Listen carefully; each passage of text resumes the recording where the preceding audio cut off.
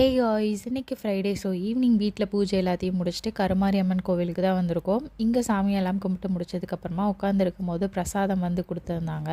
So அதை 3 பேருமா உட்காந்து சாப்பிட்டுட்டு அப்படியே பக்கத்தில் இருக்க சிவன் கோவிலுக்கு தான் வந்திருக்கோம். இங்கே கோவில் வந்து ஃப்ரீயாக தான் இருந்துச்சு. ஸோ ஃப்ரீயாக சாமியெல்லாம் பார்த்து முடிச்சுட்டு இங்கே வந்து உட்காந்தாச்சு. இன்றைக்கி சஷ்மி குட்டி ரொம்ப ஹாப்பியாக இருந்தாங்க. என்னன்னு தெரியல, கருமாரி அம்மன் கோவில்லையும் ஒரே அட்டகாசம், செம்மையாக விளையாடிட்டு இருந்தாங்க. அதே மாதிரி இங்கேயுமே வந்து நல்லா விளையாடிட்டு இருந்தாங்க.